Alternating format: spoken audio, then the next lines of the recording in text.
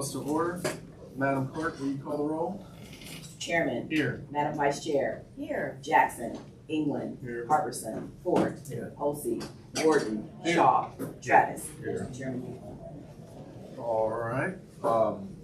Thank you guys for coming here today. It's nice to have a non-controversial one like that. There's not a lot of people in attendance for this. Madam Clerk, will you call the first bill? HB 250.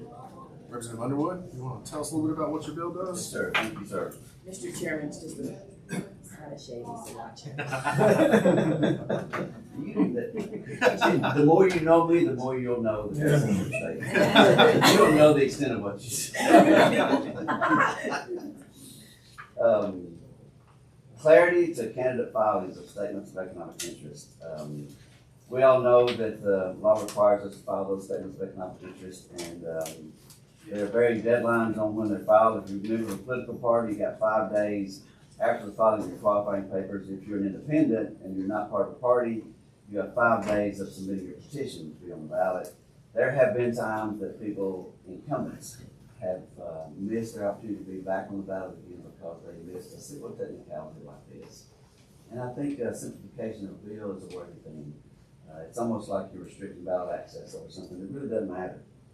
So this one, the changes are found on page 10.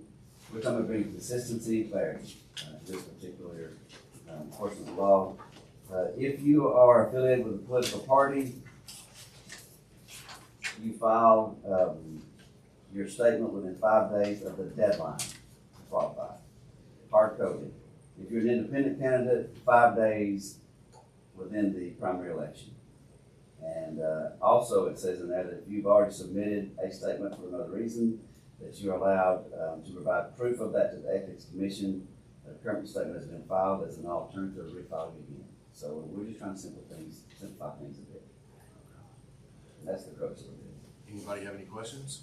Representative Underwood, I have a question here after the, so page 10, you're talking about the independent candidate.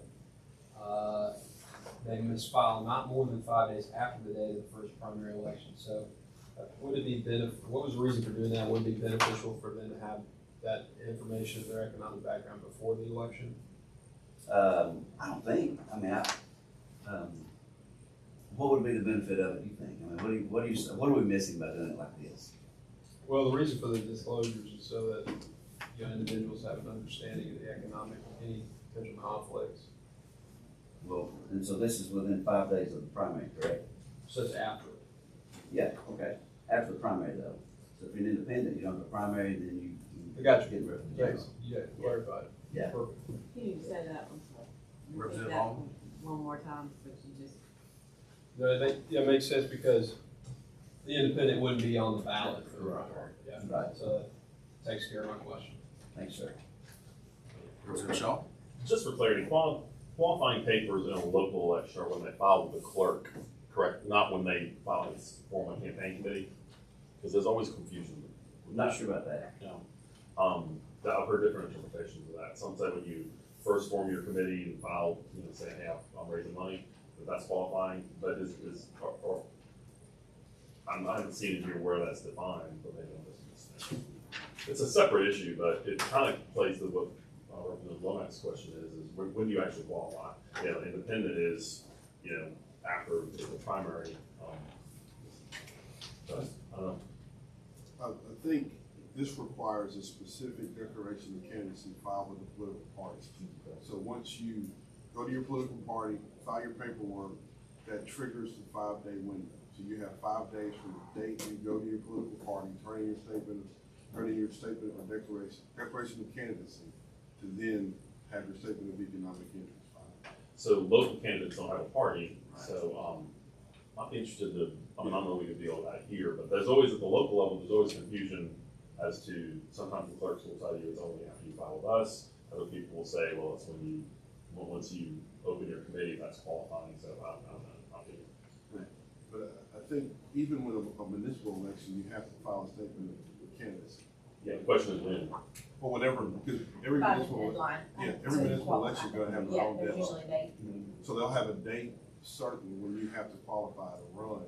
So when you go into that clerk's office and say, here's my official declaration of candidacy, it starts 5 days from when you turn that paperwork in. Correct, and that's the definition I've heard, but I've also heard it interpreted, as some cities have said, well, it's when you, I don't know, this is a separate discussion, but might be worth looking at on a separate thing, get some clarity on that. Maybe that's just an opinion. As far as that, other part of that is concerned, that 5 days doesn't run if you're raising funds or spending funds. That's when you have to file a report Correct. to do your FCPA. You have to determine, once you hit either raise or spend $1,000 total, then you have to do your FCPA. But at that point, you don't have to do a statement of economic interest. Right. And I've heard it interpreted differently, that was my main thing, so some people are telling people different, so that's a separate issue, Mr. Chairman.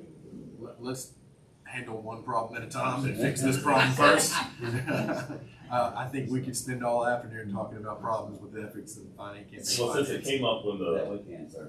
since that came up in the context of a primary, I don't think you were out of order by any means, but we're just. well, if I ever am, you know. I think we have an expert right behind you that may be a good question to ask him on some of these things here. He would talk about me about that. I think it's that, but yeah. Yeah, I want to make sure that's clear. Okay, any other questions or comments on this bill? I move, make a motion. Second. Motion for a favorable report by Representative Travis, second by Representative England. All right, all those in favor say aye. Aye. All opposed? Ayes have it. You have a favorable report. You got that down, Madam Clerk? Yes, sir. All right. Just a heads up for you guys, and I know you guys got sent this report back in the first legislative day, back February 4th. There was a 264-page report that was issued by our expert that reviewed Alabama's laws compared to other states. This is kind of, you don't have to read the whole 264 pages, but you may want to look at it so the last third where he makes recommendations. I do anticipate that we will come forward with some sort of ethics law in this session as well. I'm sure it was sent, but I've been having some computer. Yeah. Will you resend it to her? Thank you. Those are two. I sent it to everybody. Yeah, Aki sent it. Aki sent it out. I think I read something. Yeah. I think so. Yeah, I'm gonna let y'all print it out. I got to turn my truck. Can you make a quick comment on that report?